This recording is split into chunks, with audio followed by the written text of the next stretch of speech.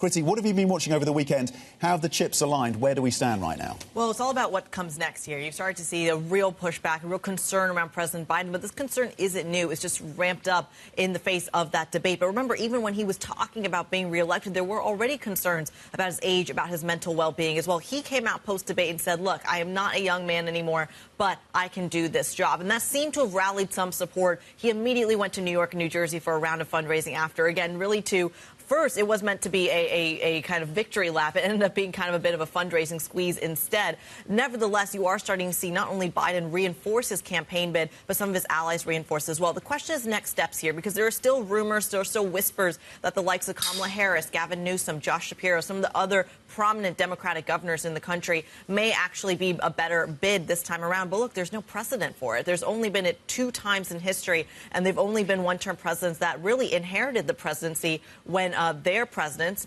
Johnson and Truman, at the time, were assassinated and or died of natural causes. So you aren't necessarily seeing a massive precedent. And right now there seems to be a ticking clock, because it's not the Democratic convention we're waiting for. It's the Ohio general ballot decision. Basically, you need to get on the Ohio general ballot by August 7th. So what they've done instead is have a virtual roll call, which would basically make Biden the presumptive nominee, but it would happen weeks before the Democratic National Convention. The problem here for markets and for everyone watching is that we don't actually know when that roll call will be.